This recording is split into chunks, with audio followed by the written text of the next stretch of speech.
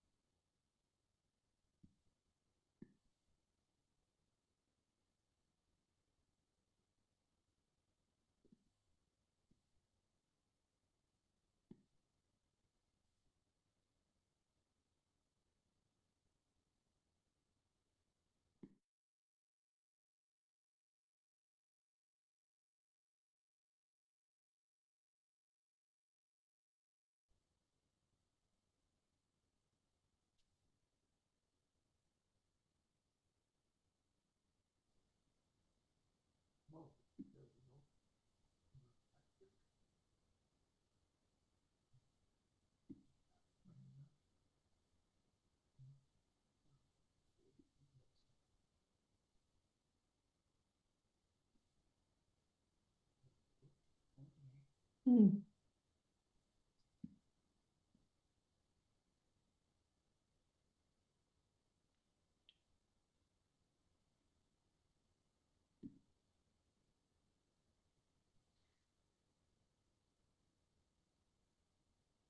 Andy, can you hear me?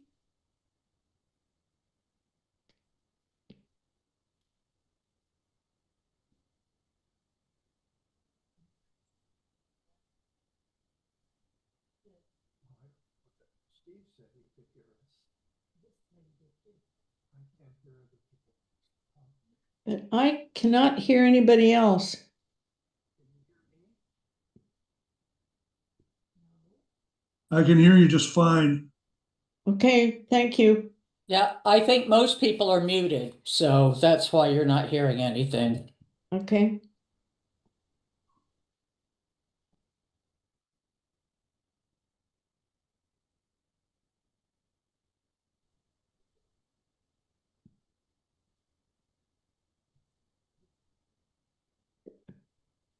If we were muted, could you hear us?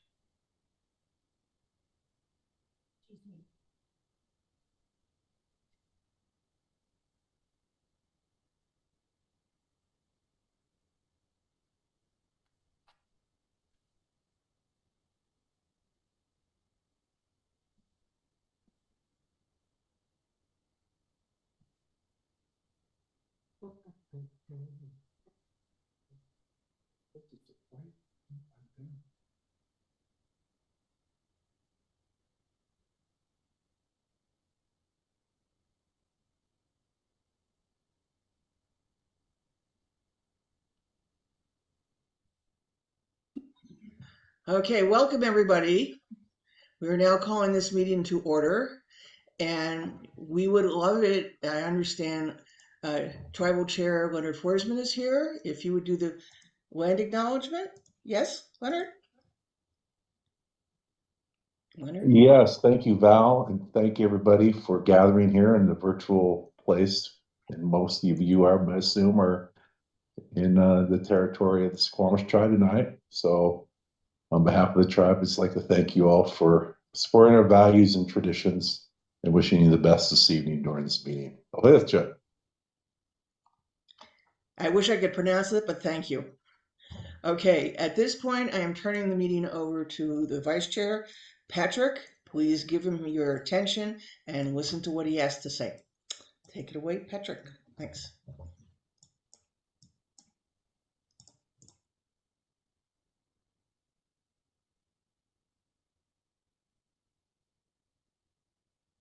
Hi, y'all.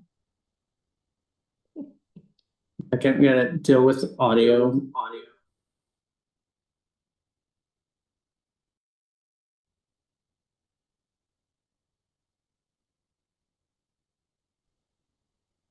All right, do we have a volunteer for the Pledge of Allegiance?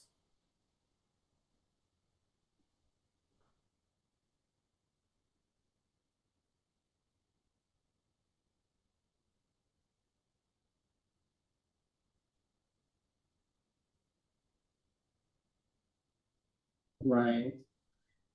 Trying to deal with some audios here. So Val and I are both in the same room. Before we jump to Pledge of Allegiance, I'll just go ahead and say testing. Okay, there we go. There are some concerns about why we're doing this meeting on Zoom. As you can tell, technology in different places. Hi, Judy. Are you going to do the Pledge of Allegiance when we're done? Judy's going to do the Pledge of Allegiance when we're done. Perfect. As you can tell, technology and access to getting everything into one space has always been a challenge for us at the library. So we will be back to our scheduled programming at the library next month. So I appreciate you all coming in and supporting. Having 55 members in one space is great. And I appreciate you all taking the care here. So Judy, would you be so kind to lead us in the Pledge of Allegiance? Okay, we have a flag outside, so I'm gonna stand up and face that. I pledge allegiance to the flag of the United States of America, and to the republic which it stands, one nation, under law, indivisible, with liberty and justice for all. Thank y'all. I feel like I'm running a space center with like multiple screens here. So I hope that everybody's had a chance to review the agenda. So I would like to move for us to approve that. Can I get a motion to approve the agenda?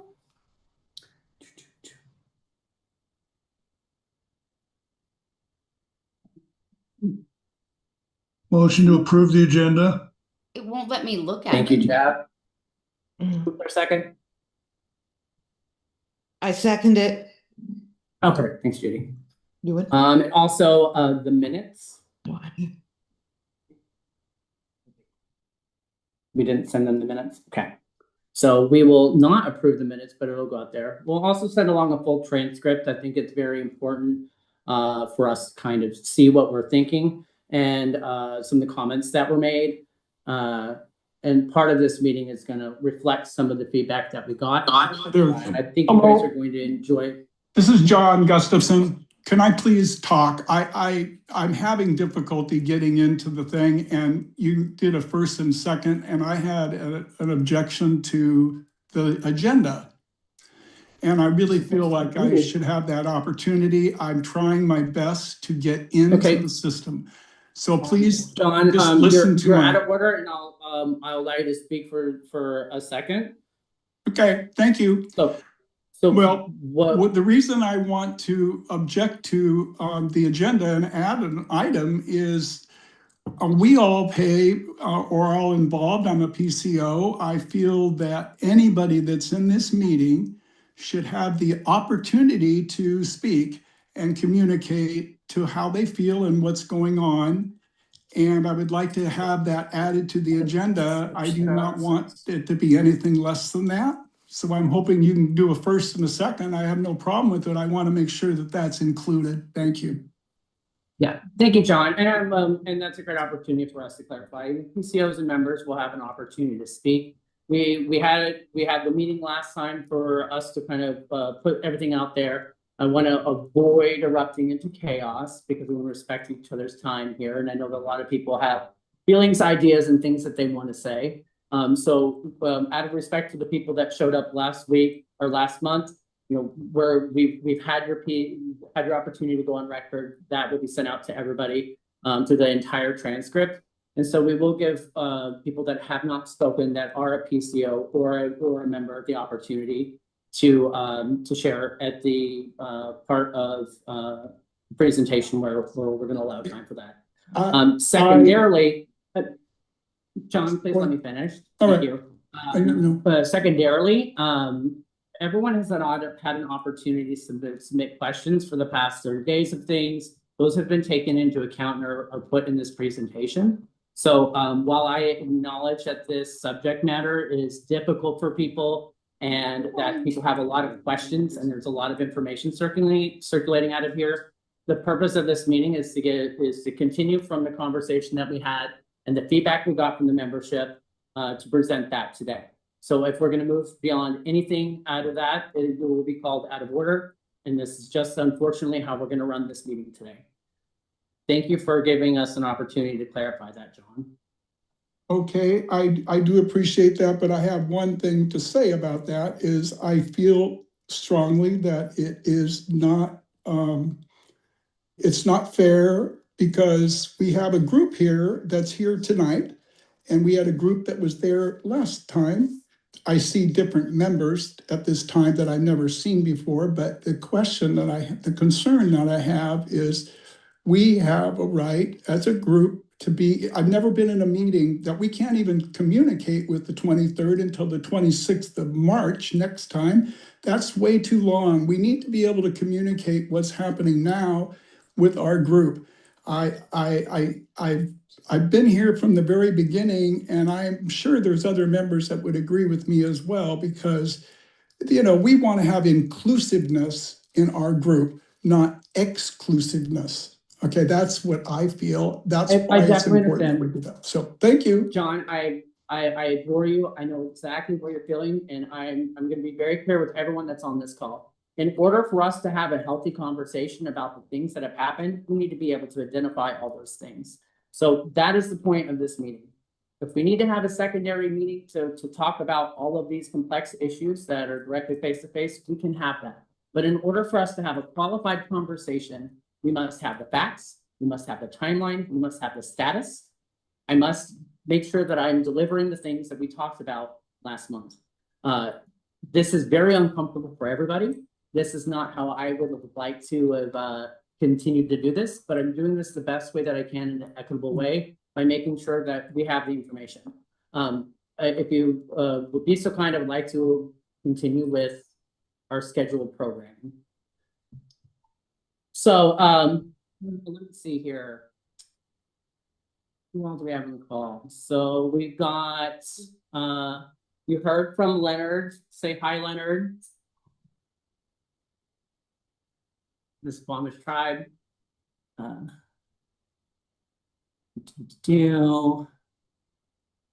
think I saw Chad Enright in here somewhere. Say hi, Chad. Hi, Chad. I'm always here.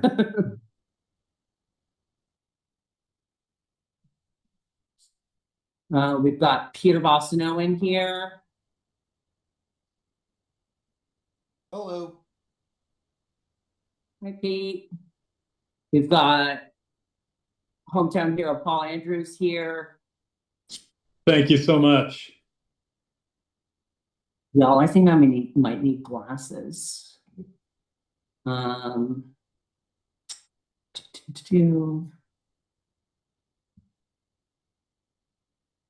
We've got Ashley Matthews. Hi, Patrick. Hi, everyone. Hi, it's good to hear from you and see you. Good to see you. We've got Representative Tarra Simmons. Here. Right. Thought I saw Drew somewhere. Hi, Chad. Hi, Drew.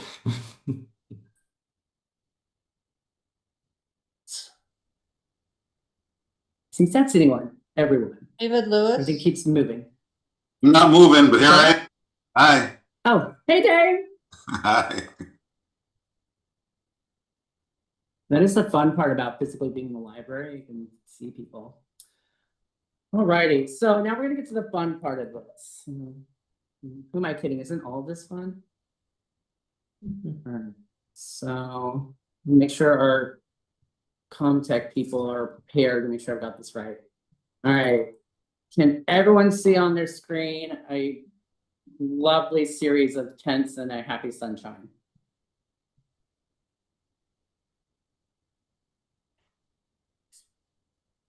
Yes. Yes. Great, Yes. thank you. All right.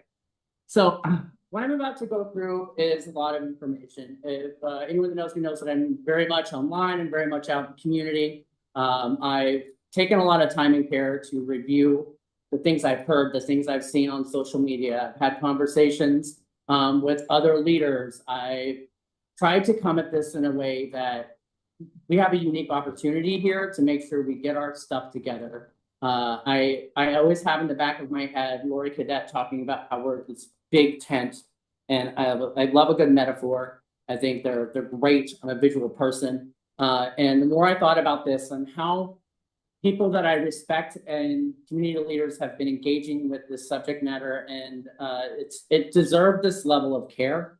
I know a lot of you are probably going to roll your eyes at this, and that's totally fine, but we're going to dive into it. So what I'm about to show you is not about labeling us, it's about mapping our energies. You know, political coalitions are ecosystems. If we don't understand how our energy is organizing itself, we misread conflict as malice. In case you're wondering why I'm doing this, I hold a master's degree in communication management and a bachelor's degree specializing in conflict. And ironically, you get to experience this meeting with me from that point of view. So you're welcome, or I'm sorry.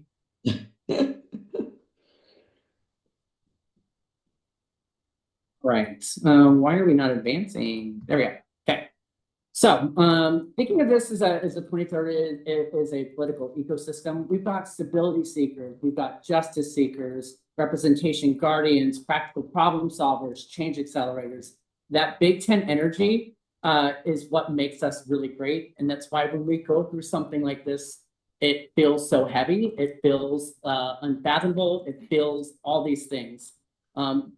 We're experiencing some pretty complex times, and we need to be scooting our tents closer together. And this very moment where many of us are feeling like we're drifting apart, I'm going to show you academically how this is technically not true and why it feels real, and how each and every one of us will lead us to a revival in the 23rd with a little bit of alignment.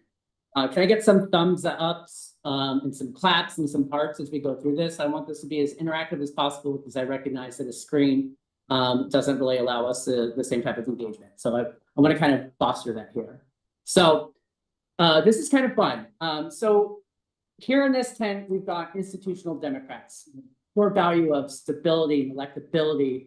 Our primary concern is credibility and winning. Some of those identifiers are they're longtime party members, they're elected officials and close advisors, and donor-connected folks. Some of the strengths may be process discipline, which we're going through today, state relationships and institutional knowledge. We could not do this without our institutional Democrats. And there are many of you in this room right now that will identify with this.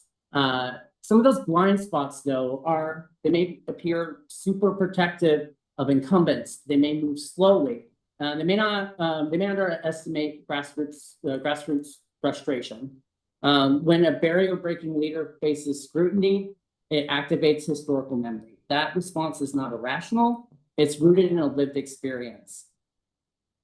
Then we move into these movement progressives, some core values, justice and structural change. Primary concern, authenticity and impact. Some of the identifiers are there are activists, mutual aid organizers, issue volunteers, and sometimes they kind of skew to be a little bit of a younger energy. or one of those sharp old dogs that has been doing this for a minute and they're going to continue to do it until the very end. We cannot move forward without these folks. They kind of identify these strengths of moral clarity, community relationships, energy, and volunteer power. And just like all of the other ones that I'm going to talk about, there are some blind spots. They can escalate really quickly. They can come on really strong. And sometimes it's hard to kind of to match energy or really understand the pieces behind it. That fight is great, but it needs to be in the right space. So sometimes they may distrust the formal process. I am one of those people as well. It's like, why are we doing this way? So breaking up the monotony is sometimes important to me to reach people similar to me to keep them engaged. But every functioning part of a party needs this type of moral energy, and we make sure that the balance is key there.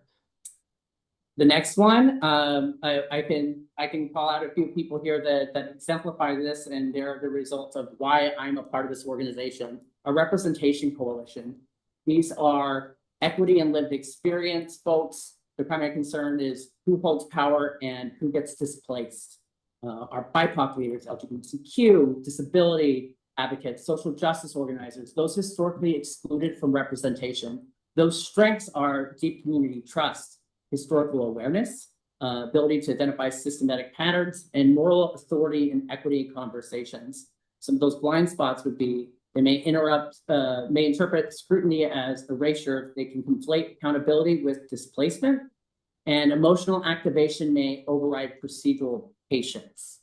Kind of like how procedural patience sounds. It's terrifying, but it's fun off the lips. So next, we've got our pragmatic locals, which many of you all fall into this camp. I think we all do. There can be multiple of these things. These are those folks that their core values are practical results, and their primary concern is daily life getting better.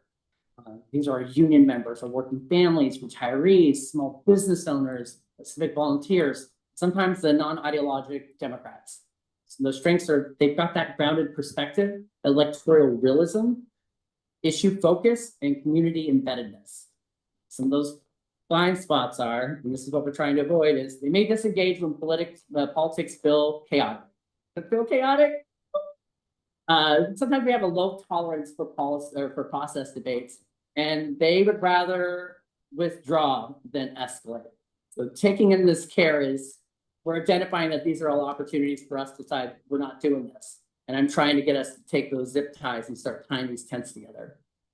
And then lastly, I can think of a few people off the top of my head that fall under this, and that's that challenger energy. That core value of renewal, of opportunity.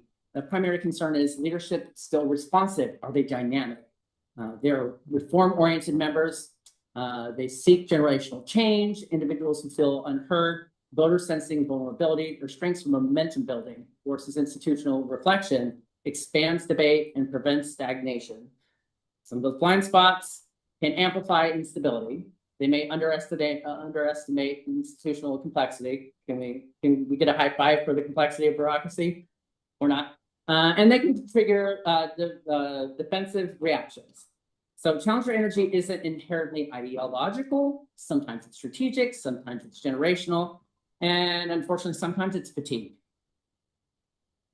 So all that being said, so where friction forms, the stability versus the urgency, representation versus accountability, the process versus the speed, and then pragmatism versus ideology. These tensions are predictable in a growing district. What we're feeling right now is something that we can see that is going to happen. It's impossible for us to not see what's happening at a national scale. And because we don't have a primary challenger on the other side of the opposition, we start to kind of move inward. So I want us to think about that a little bit, if you're able to do so. The other great thing about us being at home is that we have an opportunity to drink our beverage of choice. So we're kind of approaching the real danger zone here, where disagreement equals division. It's not necessarily that. It doesn't equal division. And the stress that we're feeling is not going to be collapse. However, bad faith assumptions without the details, we're going to cause some fragmentation. The danger is when each group believes that the others are acting in bad faith or activates others to action without a due process or all the information, feelings get hurt. We shut down, and we kind of erode in that sense. And the goal of the last 30 days is to kind of take some care to figure out how we do not do that. So at the end of this meeting, I really want us to think about these two emojis. Our 23rd ecosystem is a health indicator. So are we going to move out of this meeting as a healthy 23rd LD where we can have disagreement and have clarity and those shared standards, which we're going to get through a process at the end of this, or are we just going to continue to be unhealthy through this process and let that disagreement plus assumed malice completely tear away the bedrock of this? I know we're not going to do the second one, but I wanted to have this opportunity to show that. So be thinking about this. It may come up at some other point, but which one are you? Or which one of these tents do you fall under? The reality is that this is really fluid. As a non-binary person, this is not really a binary science situation as well, so it's kind of fun. Shout out to BuzzFeed surveys, but most of us move between them depending on the issue.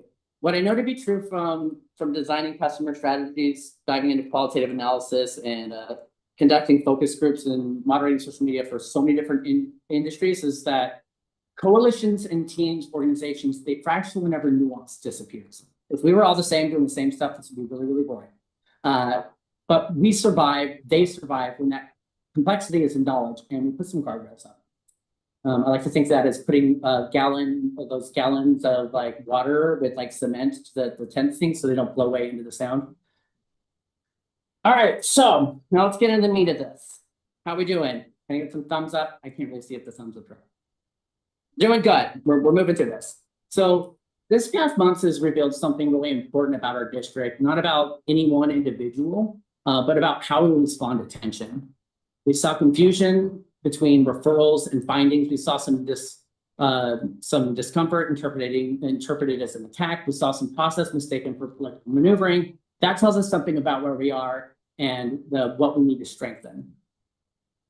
So if you're feeling like you're being lectured, you're absolutely correct. Let's take a look at like what's moral and what's political. Sometimes in this of what I'm seeing of how we're talking to each other, it's like it gets to be this, and it's sometimes complicated. So there's a difference between morals and politics. Democrats have always said that we are the party of transparency and accountability. That is not situational. It's not conditional. It does not change depending on whether or not it's easy. I like to think of this as like politics asks us, is this helpful? And morals ask us, is this correct? When those two come into tension, we must be clear about which one governs this organization. I hate this, but love at the same time. Facts versus feelings. Feelings matter, they're real. John is my spirit animal whenever it comes to just bringing that energy and the passion. They are very real, but they not to say that this is John specifically, but I think about how if we don't harness that information, we don't get all the right things there, it kind of dilutes the two. So facts determine jurisdiction, the process, and the outcomes, and oversight bodies evaluate the facts, and the district governs the process, which we're going to get into. This one's kind of fun. Look at it. I'm going to send you all of this because you guys don't get enough emails. But I want to draw in the microcosm that we're in. We have national distrust across the country. We're watching institutions erode because feelings are elevated over a process, because loyalty overrides standards, because disagreement becomes betrayal. We cannot allow that culture to be replicated here in the 23rd Legislative District, and the quest for truth and transparency is not dissent. This is that fun part. This is democracy functioning. So we'll time out.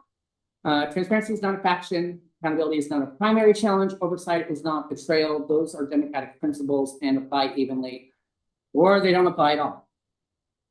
So jumping in. I love a good table. Tables are great.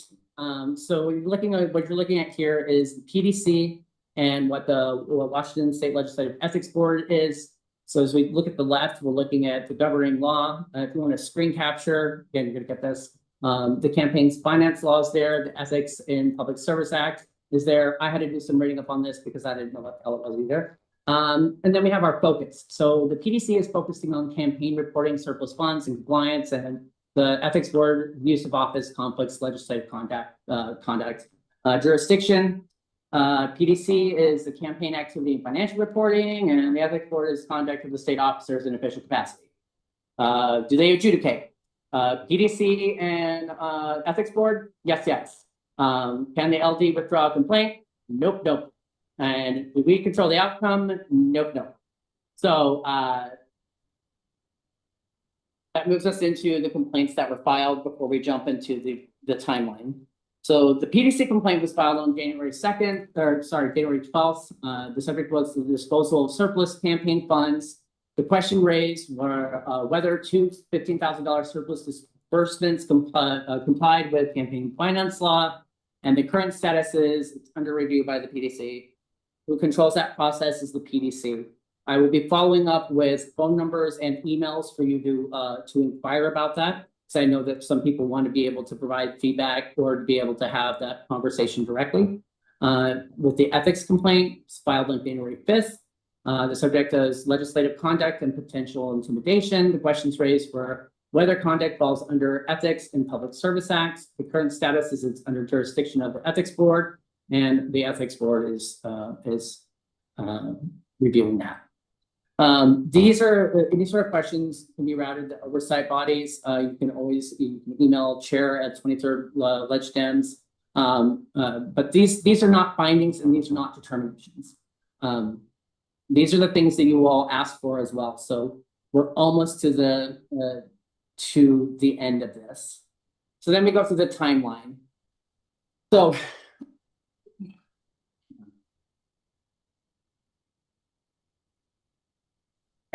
So on December 17th last year, an unsolicited email was sent by State Representative Tarra Simmons to a private citizen after learning of rumors that the individual might be considering a run for Representative Simmons' legislative seat in 2026 election cycle.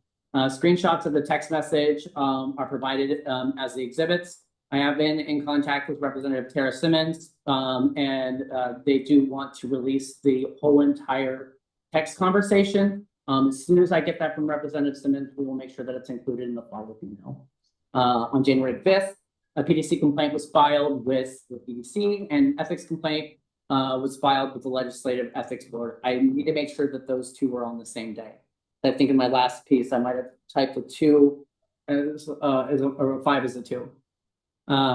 January 6th, official notice to the LD chair sent to Representative Tarra Simmons after her legislative email address, stating that these complaints have been filed.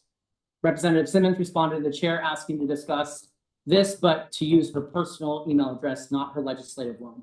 Chair agreed to discuss the complaint, but would only use the legislative email address because the discussion needed to be part of the public record. There was no response nor any more contact with Representative Simmons. I have asked Val to send that along, so that will be included as well, so you can see that.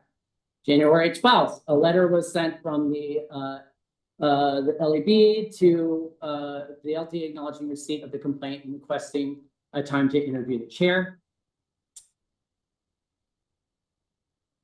January 14th, the LD e-board meeting where the complaints were reviewed and e-board approved the statement to be sent to the local papers and LD members supporting the filing of the complaints.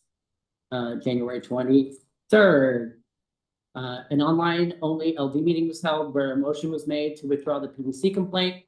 The vote was 14 in favor, 11 against, and 9 abstained. LD members were given an opportunity to speak. We're going to do more of that soon, so don't fall asleep, friends. Representative Simmons spoke at the beginning, at the end of the meeting. Vice Chair Patrick Wright chaired the meeting. That's me. LD Chair Baltimore attended the meeting, but did not speak.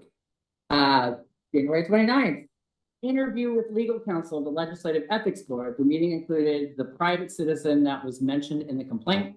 The complaint process was reviewed. It was made clear that the investigation had started and nothing can stop that. Once the investigation is complete, it will go to the LEB, who will determine what, if anything, should be done. Possibilities range from nothing happens to fines or possible legal action. Now we're on to February 12th. The LDE board meeting was status of complaints was reviewed and updated. One of the other things that we need to get through is the proposed bylaw. And this is the part of the meeting where I say, we need some volunteers with this. Anyone that loves to write beautiful text of how we're gonna govern things, I need to hear from you, because we're gonna then be able to either take a vote on this evening and say that it is this, but I also don't want to Shanghai surprise anybody. But we did take some time to kind of net these things out based off of what we heard, some of the tensions we went through, some of the chaos behind the scenes and very publicly, to put into a 12-section review. So we will follow up with a printout of this or a PDF of this, and then we'll also allow folks to sign on board to make sure that we get this correctly. Because while we recognize that this has been a very stressful situation for folks, we do need to set up a process for this, because this is kind of unprecedented. I'm hoping my computer does not fizzle. 26 minutes, so we got to get through it. Proposed bylaw amendment, or whatever it is, mandatory reporting process regarding elected officials. You really don't want to read through all of this, but I'm going to. Section 1, the purpose and scope. The 23rd Legislative District Democrats recognize that credible concerns regarding the conduct of elected officials may arise. The organization is not an investigative or adjudicative body and shall not attempt to determine legal or ethical violations. However, the organization has a responsibility to ensure the credible concerns are referred to the appropriate authorities in a timely and responsible manner. This article establishes a mandatory process for the executive board review and referral consistent with Robert's Rules of Order, the newly revised principles of fairness and organizational transparency. In Section 2, we take a look at the duty to consider credible concerns. When credible information regarding potential misconduct by an elected official is presented to any executive board officer, the information shall be placed on the agenda of the next executive board meeting. The executive board shall review the information and determine whether referral to an appropriate outside agency is warranted. The executive board shall not decline to consider a matter solely on the basis that the matter is politically sensitive, the elected official holds party endorsement, the allegations are controversial, and the matter may create public disagreement. The executive board's role is limited to determining whether the referral is appropriate and shall not include investigative terminations.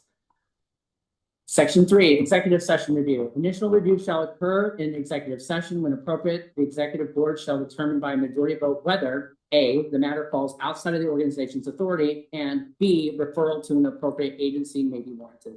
If either condition is met, the executive board shall proceed under this article. 4, written notice to the elected official. If the executive board determines that the referral may be appropriate, the elected officials shall be notified in writing. The notification shall include a general description of the concerns, notice the referral is under consideration, opportunity to submit a written response. The elected officials shall be given not less than 7 days to respond when practical. Practical. Failure to respond shall not delay the referral. Section 5, opportunity for executive board discussion. The executive board shall review any written process received when practicable. Why can I not say that word today? The elected official shall be offered the opportunity to address the executive board in person or by remote access. The executive board may proceed whether or not the elected official participates. Section 6 is mandatory referral vote. Following review, the executive board shall vote on whether to refer the matter to the appropriate agency. Failure to obtain majority of vote, the referral shall require a written explanation entered into the minutes stating the reasons referral was declined. The executive board may not indefinitely postpone consideration of a referral. Any motion to postpone shall specify a date certain for reconsideration. Section 7, authorized referrals. Referrals may include, but are not limited to, Washington State Public Disclosure Commission. We learned what that was today. Washington Legislative Ethics Board. We also learned what that was. The Washington State Auditor, Washington Attorney General, appropriate law enforcement agencies, other oversight entities. The executive board may authorize referral to one or more agencies. Section 8 is the officer responsibility. Upon authorization by the executive board, the chair or designated officer shall submit the referral within 14 days. Failure to submit an authorized referral shall constitute neglect of duty. Any executive board member may submit the referral if the designated officer fails to do so. We're almost there, folks. You're doing great. Section 9 is transparency to membership.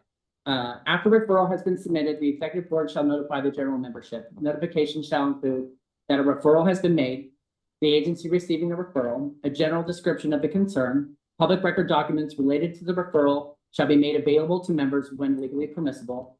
Confidential or legally protected information shall not be disclosed. Section 10, organizational neutrality. Referral under this article does not constitute a finding of wrongdoing, does not represent disciplinary action, does not constitute endorsement or condemnation. The organization recognizes that determinations of legality and ethics belong to the appropriate authorities. Section 11 is records preservation. All relevant communications, documents, and materials shall be preserved. No records related to potential referral shall be destroyed. And lastly, the member safeguards. No member or officer shall be censured or disciplined solely for bringing forward credible information, supporting a referral, or filing complaints in a personal capacity. Retaliation against members for bringing forward concerns shall constitute misconduct. That, my friends, was a lot. So make sure that where those printed pieces come in handy. So we got some that needs to be admitted. That is a lot. So with this being done, let me stop sharing. And we will be following up with quite a bit of things. We'll also put in all the other information this week, and just like in one email without all the newsletter stuff. So we just have it all in one place. With that being said, I'd like to open the floor for comments. It is 7:39. I try to get us through as quick as possible so we have time to talk. But the great thing is that we don't have to drive home after this. So we will share some time. All right, so make sure you raise your hands. We're going to start with Ms. Carolyn. Yeah, can you hear me? I can. I think in the very last slide, I think you need to define very carefully what retaliation is constituted of. Retaliation can be used as a weapon. And so I would like to see that defined very clearly. Perfect. So am I hearing you want to be on this committee, Carolyn? Pardon me? I said, are you volunteering to be on this committee? Not at this point with what's going on in my life, but I just want to make that comment. Thank you. It's good to see you. Martha?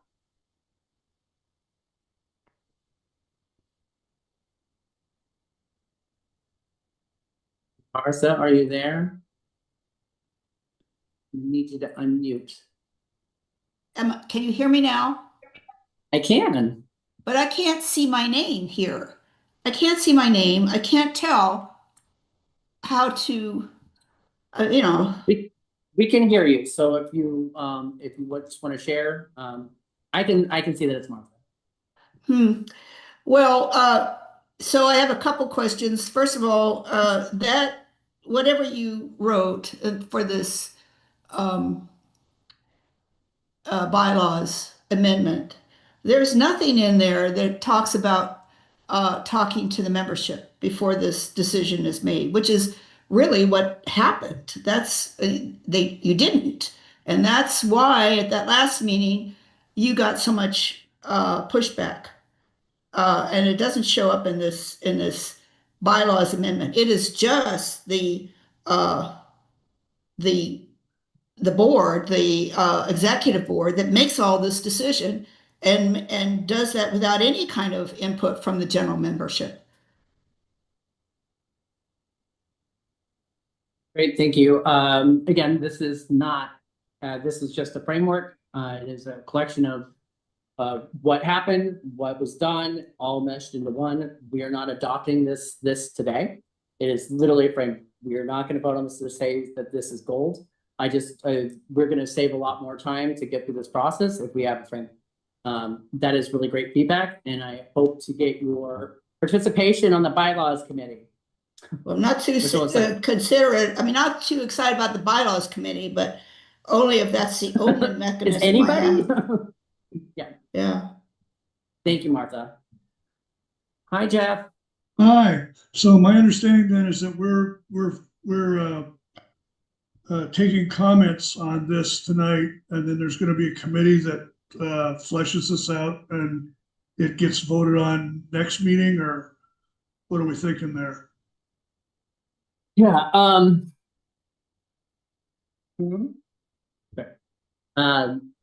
So think of this as more of like an advisory committee process, but I think that we do need some time to get together to have that conversation, to present something to the membership. Obviously, there are specific to adopt things within our bylaws, to amend our bylaws. So we'll need to make sure that we have enough time to put that together before the next meeting. I don't like that it's going to be 30 days, but this is the reality of the next up, Sarah, do you have comments about what was presented today, or do you have further comments about from last week? I just want to make sure. And you're muted. And you're still muted. There we go. There you go. There we go. Trying. I would be happy to sit on the bylaws. I have two comments. One, I don't think the press should ever be included in things like this until there is a dispensation. And I also think that a sitting legislator needs more than 7 days to respond, particularly during a session. 7 days is very short. That's all. Okay. I will put you on the list. Thank you, Sarah. Yeah, right. All right, Natasha. So thank you for, that was some good information. I appreciate, I know that must have taken some time to put together. I just want to acknowledge that.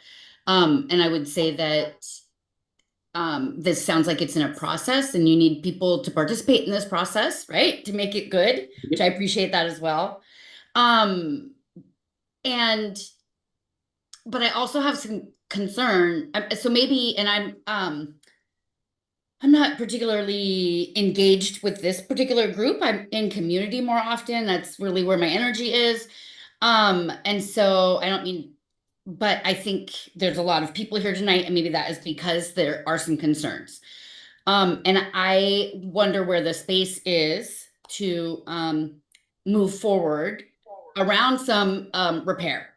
Patrick, you acknowledged in the slideshow that like there's certain things that are happening and people are feeling, displaced or attacked. Scrutiny can be, I wrote, displacement. And I also believe that we're all doing the best we can with what we have. But there's lots of gossip now, and there's like this cancer that's kind of coming for us. And I'm a Democrat because we value people over profit, over politics, over corporations are great, but it's the people that run them and work for them. And so is there a space? What are we how can we repair this? I guess that's my question. And maybe that isn't for right now. I appreciate you creating these bylaws because it sounds like maybe if we'd had them in place, we wouldn't be where we are now. But what can we do? And maybe that's not today's conversation, but I had to say it. Thanks. No, I so appreciate it. And this is why I love /loathe doing this, is because I get tripped up in the feelings are a part of this. We're not here having these hard conversations because we don't give a crap. It's kind of the opposite. So what I envision in this, and by the way, this presentation was not given to any other, this was not showed to the other LD folks or the e-board folks, because I knew they'd be like, you don't need to do that. It's just like, we need to stay on task. But I feel like, as I think about that, the big tent situation is that this is an opportunity. Sometimes when things break down, it gives us an opportunity to take a look at how we're going to move forward. And And the unfortunate part is we have to be do exactly what we're doing, because we know what the cost is if we don't get this right and get an alignment now, what's coming down the road. So I can't echo enough that this has been done with as much care as possible since it all kind of came into play. So thank you, Natasha, for drawing some attention to that. And Community maybe, is okay. Sorry, I Alright. wanted to make a motion to allow Tara to respond, since it's not allowed. That's what I meant to include. I apologize. Well, yeah, I don't know how to do that. I appreciate that, but it's not the fun part of the job, but it's out of work. So we're gonna continue questioning things, but yeah, bureaucracy, it's really fun. Bill. Hi, Bill. Hi there. Hey, thanks. First, I want to preface this. This is my first 23rd meeting. I've been going to KC Dems meetings for a year now, but I've been wanting to get involved. And so first, I'd like to say I really appreciate your facilitation of this meeting, Patrick, and how you prefaced it. And I would certainly volunteer to participate in the bylaws committee. I think what you've written out thus far is really beneficial. It's probably out of order for me to really define. I wasn't at the last month's meeting, and I know that I gather there was a lot of feelings about the allegations and the referral of the complaint. And I don't know if this is the appropriate time to even talk about that, or am I talking about your proposal for bylaws? If you want to share your feelings and thoughts on it, you have about another minute. Okay, And for what another a minute. first meeting to jump into. So. I know, right? But I just want to come from a perspective of integrity, because that's where I've practiced my entire working career and in leadership as a person of integrity. And I think the allegations I know there was a motion that was made at KC to issue a support. It was voted down, support Tarra. And I think we need to let the process play out. I'm not judging anything that's happened. I think we need to investigate. The allegations are serious enough, and that none of us should be held to a different standard than anyone else. And so I would like to see the process play out appropriately.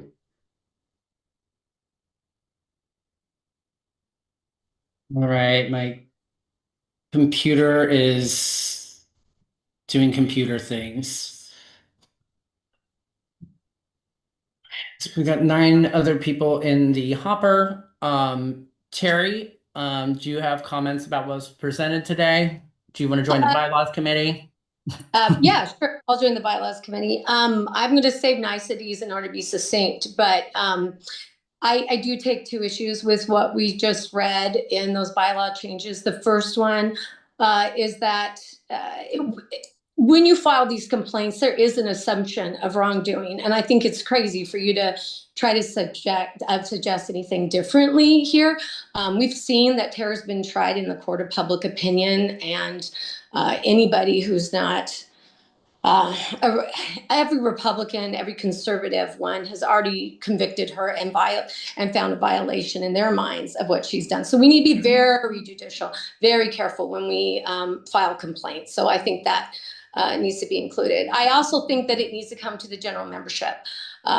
We have seen that in this particular case, there are several board members who have already declared their preference for a candidate, either by donations or endorsements on their page, endorsement on their on the candidate's page as well.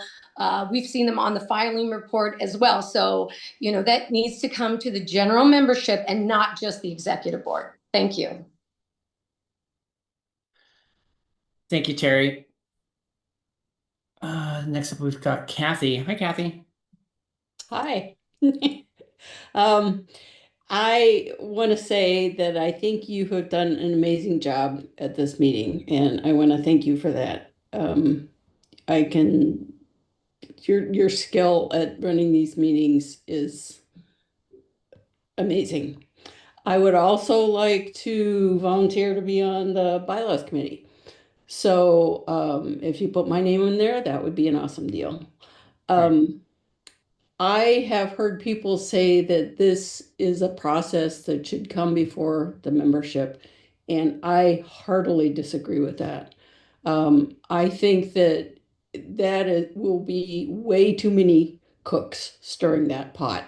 That is not going to work at all well. This is a function for the executive board members. That's why we vote for the executive board, is to take care of these things on an interim basis. The membership meets once a month.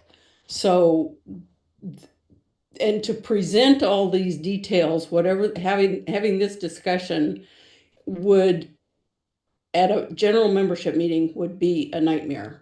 I think it's really important that we keep these functions within the e-board. So I think that's about all I have to say about that, and I will see you later. Bye. Thank you, Kathy. I can't echo this enough that this is an unprecedented situation. Terry made a comment that the executive board has done certain types of things by picking a preferred candidate and things of that nature. I think that there's some assumptions there, and I think there are some assumptions that have gotten us into this whole entire place, and that we have to recognize. I want you to keep thinking back to that that smiley face emoji with the glasses, and then that unhealthy piece of it. And we're not wrong to have this conversation. We're going to continue to feel a certain way, and this is after this meeting, we're going to have to decide as individual people whether or not we're going to stick around for this, and whether or not we're going to fight for the structure that we need, because we don't want to end up like the opposition, and that whether the bodies that are going to take a look at this information, the ship has sailed, and we are recognizing that. But we also need to say that we don't want to ever have to do this again. But we want to be able to craft a part of this to make sure that if we do need to take care of something of any elected official, that we have something that are rules that in those bylaws that we are all agreed upon. So with that being said, Chad, do you have something specific about what was presented? Yes, and Great. it's very brief.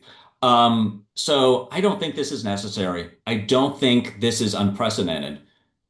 PDC complaints get filed all the time. Candidates file them against other candidates. The public files them against a candidate. There is, as far as I can tell, no reason for the party to be involved. There's no reason for the party to screen. We are seeing the chaos that it causes when the party gets involved. This is a solution that is seeking a problem. Someone could go to the party, say, I have this complaint, I want to file it. The party could look at it. The party could say, we're not going to file it. The person can then go turn around and file a PDC complaint. There's just no reason for the party to be involved. It has not been involved for 40 years. I've never heard of any candidate complaining that the party's not involved in PDC complaints. I appreciate all the work that people have put in. The bylaws, the amendments are really well written, really well thought out. But I just think it's a solution that is desperately looking for a problem. Thank you, Chad. This is why we're doing this. That, like, we were thinking about those five pieces of things. We all mean the same thing, the same core piece of it, but we all look at this differently. So I appreciate all the comments. Karen, is that you? I need my glasses. This has aged me considerably, you guys. I need glasses or carrots or something. Karen? Are you calling Akuye Karen Vargas or just Karen? Arguye, yes. Okay, well, good evening, everyone. I just wanted to just share just some of my reflections on everything that's been going on. I was concerned with some of the bylaws and the protocols, as well as the guidelines that you all have here. We know that there are certain protocols to complaints, and I think that with our conduct here, that it is what I would call unhealthy behavior for us to be moving in such a way when there are protocols in place. I think that when we are deliberate and distort and sow confusion, and we definitely want to hold one another accountable. But when we take up the banner where we are going to condemn and judge and pass without the due process, I think we're going down a road that's very unhealthy as a party as a whole. And when we talk about how we want to move forward, I think that this is a healthy conversation that we need to be having now at this point.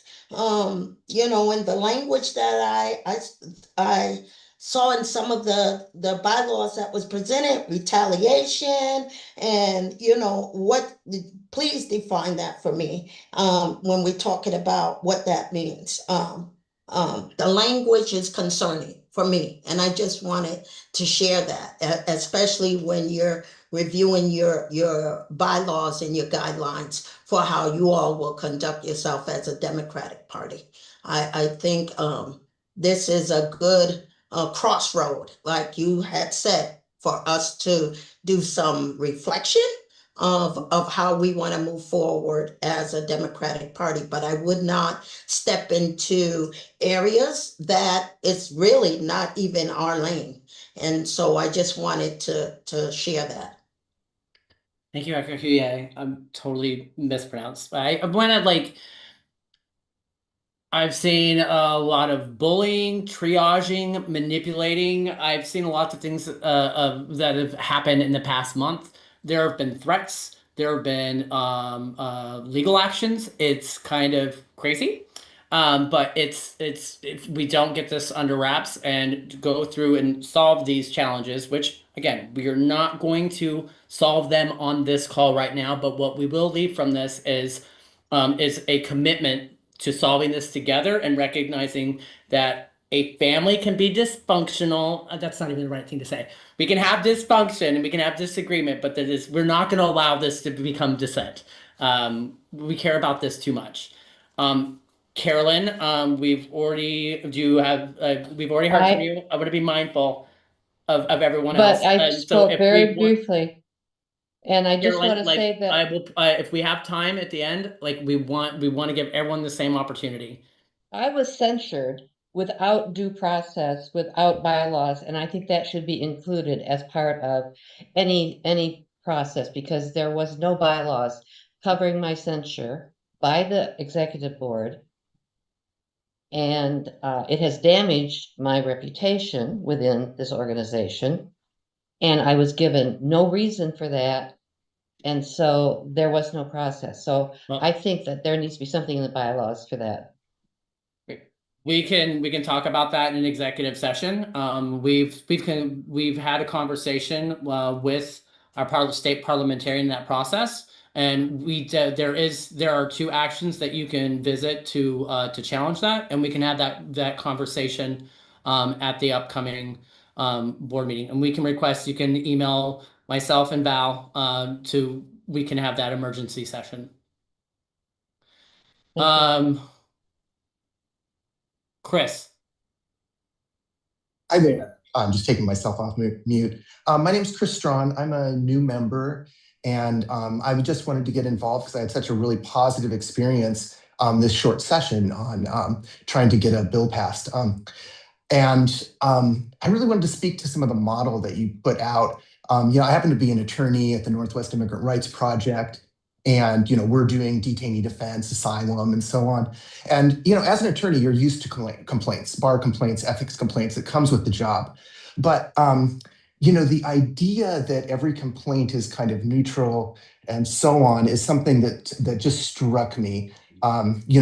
We've certainly got complaints trying to inhibit our access to the 1,500 people held at the detention center in Tacoma by the administration, really using their ethical powers to try and say, oh, what you're doing, your contact, that might be unethical, trying to limit it. So they were weaponizing the complaint process. Now, you could say, well, it's just a discussion or a debate about the legal ethics on access. But, we know it was really about limiting our access to people. And why were they doing that? Because we've been successful and powerful, and we've really been an advocate that put a target on our backs. I mean, NERP was out there on the first travel ban case. We're counsel on the birthright citizenship case. They're up there with Bob Ferguson arguing it, not me personally, my colleague Matt. And so that just really had me thinking, like, I know where we're targeted. As an outsider looking in on this, I've just been really struck about, why am I reading about Tarra Simmons in the news? I was somebody who wasn't following politics very closely. I'm seeing it on Reddit. I'm seeing it on news. When I read her complaints, I looked at other ethics complaints, and I don't see that kind of coverage for any other of the multitude of ethics complaints, which just seem to happen in the regular course of business and are decided. And, my experience working with Tarra this session was just seeing somebody who was a powerful advocate, really willing to go to the mat. For my sick kid, she was the sponsor behind this IVIG bill. She faced pressure from the Democratic leadership in the House, and she really pushed it through on the House. It was amazing. Unfortunately, the Senate Democrats killed it. We'll work with you, Drew, to try and get that changed. I know that you were a supporter of us. But, I think we just can't pretend that, that Tarra hasn't been targeted because of who she is, what she represents, and, being somebody who's really out there as an advocate. And so I think we need to keep that in mind as well. So I really appreciate the comments of Terry and Chad. And I'd say that this is not necessarily ascribing malice to somebody or making assumptions. What I'm doing is I'm looking at the facts that are there and drawing my conclusions from them. And that's what we're all doing. And I'll say, as somebody new, I don't get the feeling that this is just, a neutral process that is normal and part of the political system. To me, as somebody coming in, that is not the impression that's given. So I wholeheartedly agree with, thinking about the bylaws, thinking how this is processed to really, have the transparency to have a local democratic leadership that has that faith that it is, following a process rather than engaging in kind of, whatever might you ascribe to it in terms of deals. But thank you. That's my piece, and really appreciate being here and looking forward to being more involved. Thank you, Chris, and thank you for the work you do. It's nice to meet you under these exciting circumstances. Next up, we've got Michael. Yeah, I wanted to kind of echo Chris's point and Terry's points as well. Not related to this subject with Tarra and stuff like that, but just the usage of this rule in future complaints. When I was in the Navy, I was in the submarine force, and it was the first year that adult national tell had been repealed. And we found out that they had been systematically eliminating gay and bisexual sailors by lodging complaints that they had been sexually assaulted. And because of the protection of victims of sexual assault in the military, because it is a very real thing that happens, there was no way to retaliate against someone like that. I don't want to use the word retaliate. There was no way to charge somebody with a malicious complaint, right? So these sailors were one of 3 gay sailors on a 150-person boat. They would be kicked out for a year and a half. They would be literally put in a prison, military prison. And then the military would get out and be like, oh, that person lied and you're fine. And so if we're going to have a mechanism to report people for this, we also have to have a mechanism to report malicious use of this. And I'm a little bit worried about your no retaliation clause covering up and protecting people who are using this maliciously. My recommendation is more on Chad's side. I just don't think you guys should get involved. I think there's too many landmines, and if a individual thinks that an elected has committed an offense, they can file with the PDC, they can file with the ethics board. They don't have to file with the party directly. And I think that's a better system to maintain than going through the party as a pass-through, because again, I don't think we have the legislation, the bylaws, the rules, the orders to deal with malicious use of this policy and non-malicious use of this policy. I think it creates a cluster of ethics that we don't really want to get into. Thank you, Michael. Martha, we've already heard from you. We have not heard from Jeff, Jewel, Drew, or Edward. So I'm going to proceed with Jeff. Well, I'm of the mind that we probably shouldn't do this. Basically, that I understand we need to find some way to support members who feel they've been wronged through treatment by officials or whatever, kind of a whistleblower thing maybe or something. But I think it's more we need to wait for the problem, and I just think that it's just from a political standpoint, you can't file a complaint and say, well, we don't know if anything's wrong or not, but we think you should look at this. I just don't think that's politically a thing. Because the whole thing is you're filing a complaint. That's what it's called. And to say that it's not what it is, even if that's what you believe, I mean, in a way, I understand the intention to sort of protect the party and state that we're for certain accountability and all that kind of thing, but practically speaking, I just don't think there's a way to do that, and that's kind of been shown, I think, by what's happened in this process. Thank you, Jeff.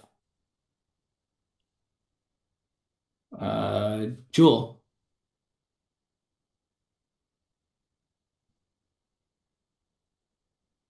Sorry, I'm sitting in my car. So I did come in here a little bit late. I just really quickly, because I only get 3 minutes. So there's so much and too much to even accomplish anything because there's too many hands in it now. At the end of the day, going back to just the facts of, hey, there was this complaint filed, the initial conversation, and what was bothering people is the way that it was reported. Okay, so we hear people saying they don't want it to come from the party. It needs to come from you privately. It does not absolve anyone from being treated like crap. So yes, there needs to be some code of conduct under our bylaws that really does protect everybody. And anybody in here that says they don't know what I'm talking about would not be actually telling the truth, which is both ethics and integrity, because those are two different things. People keep throwing around integrity. Integrity is one thing, ethics is something else. Something that is unethical may not be illegal, but regardless, there are the other set of duties that we look to our electeds to make sure they are covering on their own. Anyone that comes into the fold to push democracy along, most people, especially in this time, have said, hey, we want something different. We're tired of the word corruption. We're tired of this, that, and the third. Yet we somehow have skipped completely over loyalty to politicians in terms of the word politician. So electeds focusing on the word politician and saying politicians comes with this type of behavior that should be acceptable because it's just the status quo. Well, guess what? A lot of the constituents have no clue. They don't know that there's willing and dealing almost every single day.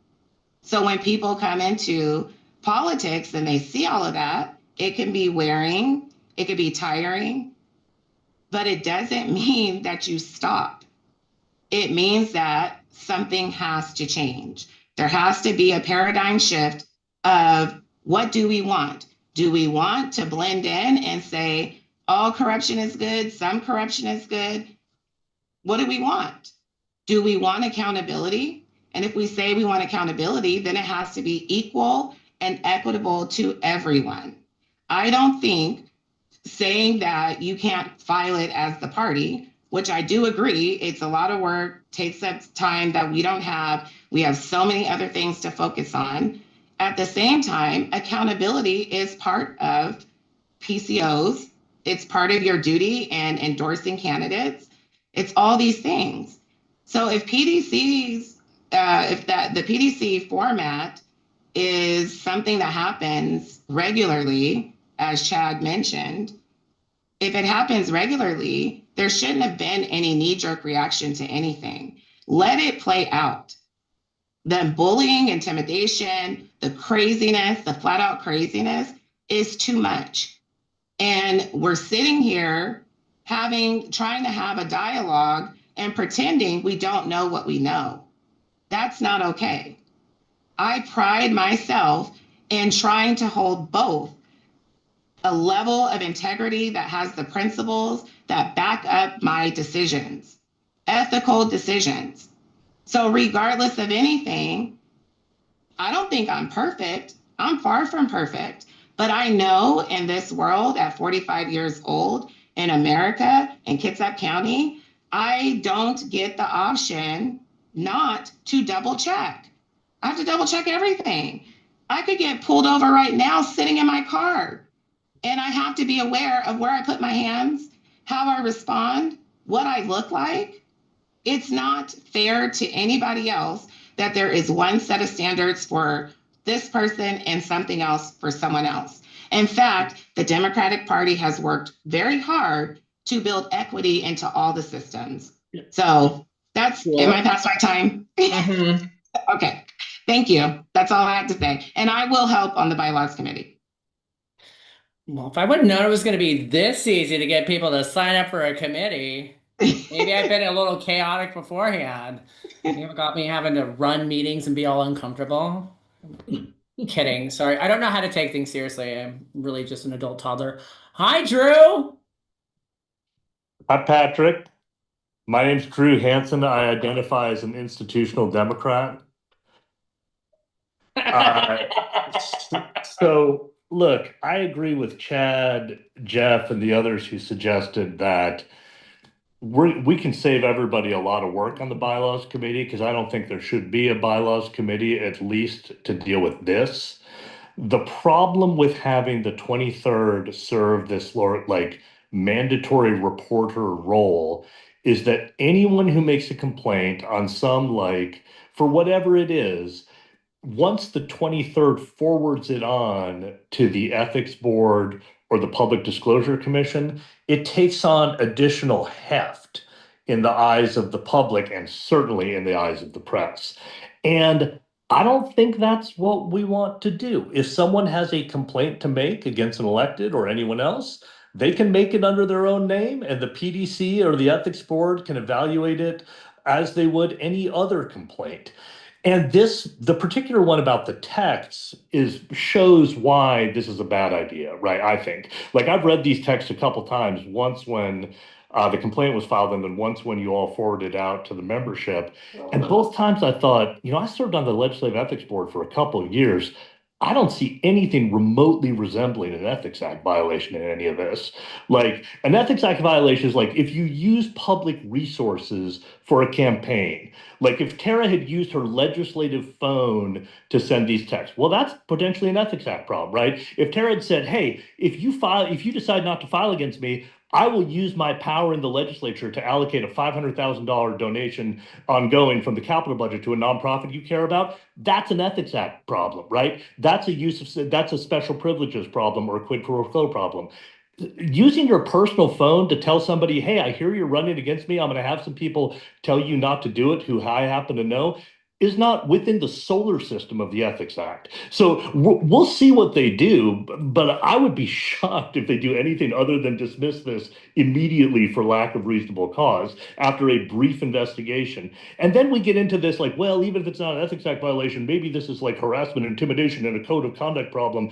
And I'm sorry, it's late, and this is the first time I've had off for a while, so I'm being a little bit more direct than I maybe otherwise would be. Like, I don't even see that either. I wouldn't have expressed myself the way that Tarra did, but when you strip away the words she used, the substance of it is, this is somebody who I felt was a friend. I have heard you're going to primary me. I'm very hurt by that. Would you change your mind if I have the following people who I know who have positions of influence in the Democratic Party explain to you why that's a bad idea? That's not harassment, intimidation, bullying. That's campaigning.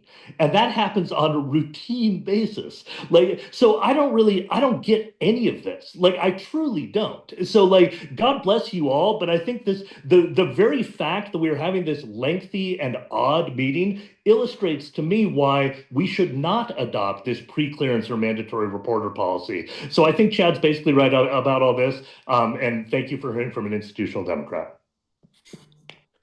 Thank you, Drew.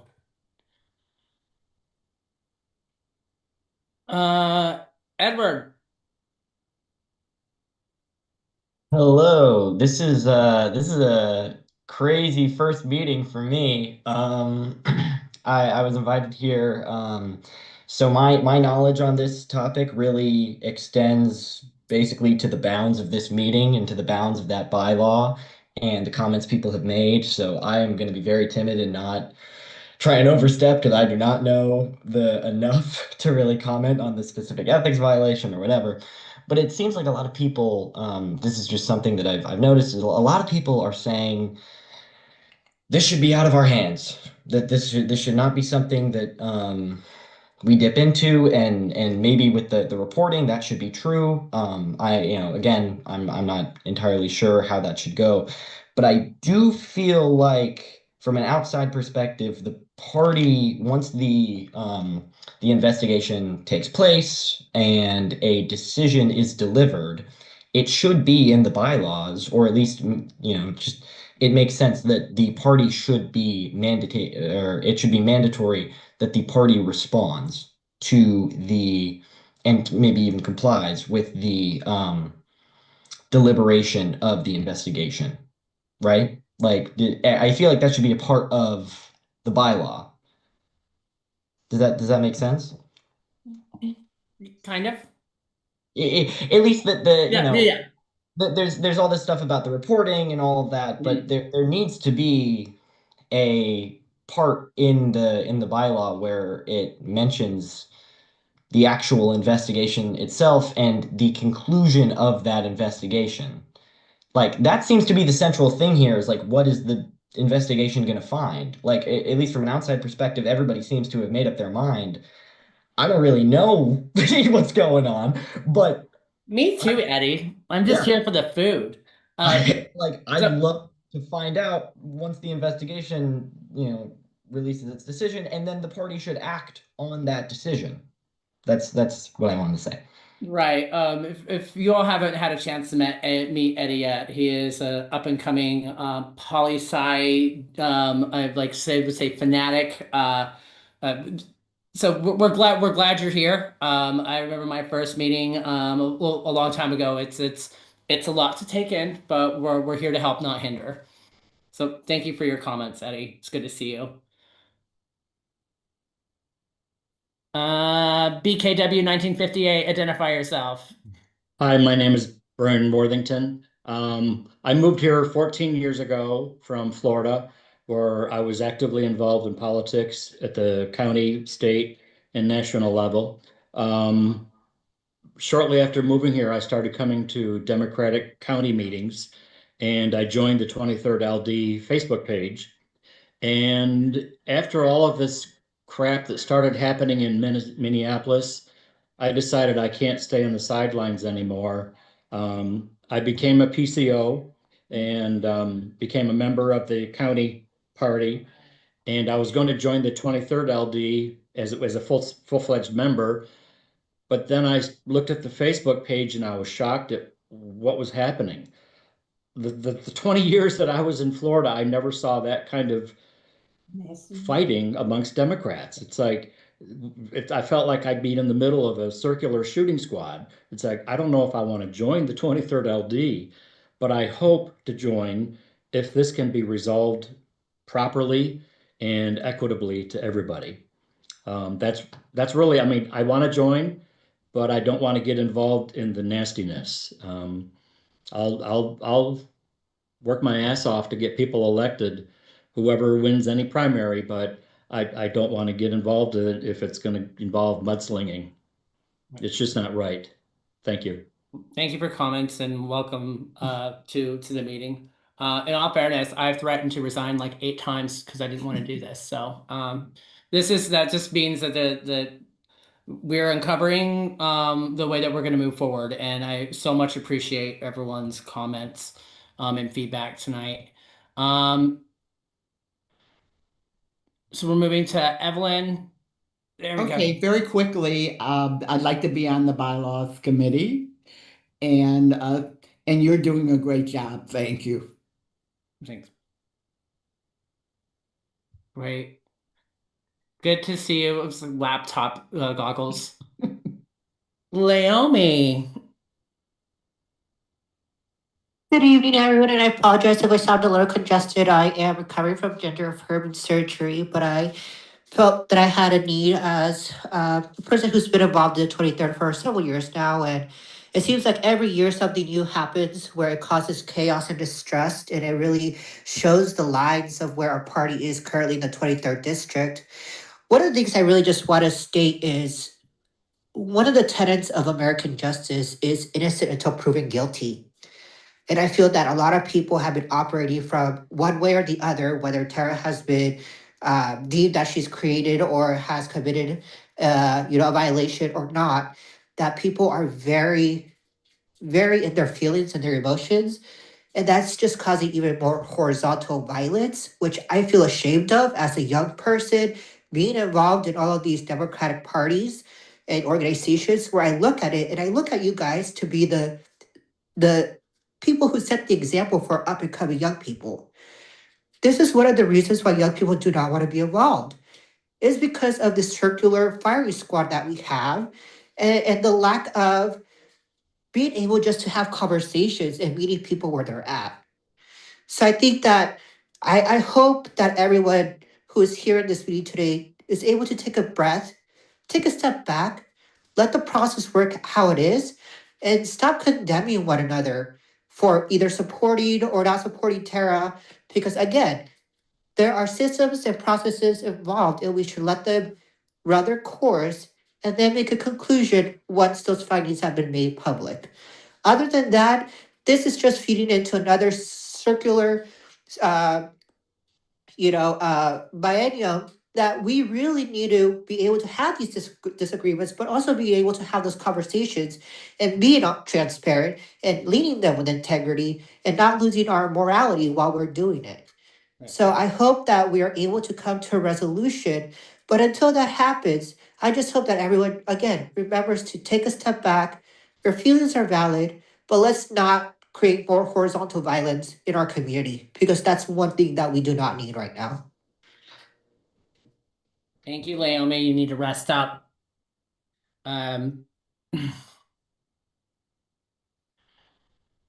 Joe. He's off. He's muted. You Muted. Wait, can I unmute you? Oh, I have power? That's Good terrible. evening. Hi. My name's Joe Lubisher from Indianola. Chad's comment about this being a solution looking for a problem has a certain kind of merit, but as Drew pointed out, the 23rd LD as an organization's name got attached to the complaint. And so I think it does behoove the organization to address the issue. And I think the first question probably should be whether the organization wants to give its executive board and or membership authority to file complaints or to participate in a complaint process. I think that needs to be addressed first. And depending on the answer to that, then you move on to the conditions, constraints, and the procedures to do so. Thank you. Thank you, Joe. All right, Colleen. First of all, Patrick, thank you for doing this. This is a tough meeting, and I think you're doing an incredible job handling this. I see the 23rd LD as at a crossroads, and it's between a rock and a hard place. I've been listening very carefully to what everybody has been saying, and I appreciate particularly the words of Chad, Akuye, and also Laomi.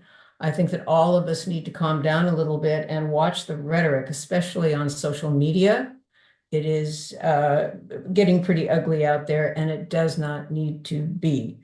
And so when I look at the proposed bylaw amendments, there are, I actually like it very much, about 90% of it.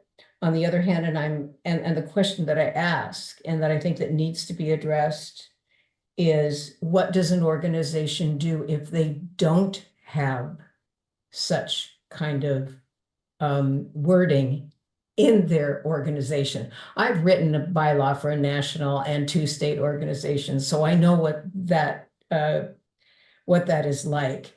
And when you write them, you have to ask yourself, well, what does it mean if we don't do something? And if we decide to go down this road, how will we word it so that it is fair? And we are Democrats, and I think on one hand, yes, we have to stand up for what we believe in, and that is equity and justice. And so the words that Jewel was talking about, I support that as well. And I'm looking at this whole situation as some neutrality. I do have concerns. I have questions. I would like to see those questions answered, but I'm not saying this person, that Tarra, is right or wrong on what she's done. I have too many questions that are unanswered before I could even come to that kind of conclusion. So for me, it's in looking at this, I think Chad's words have a lot of merit.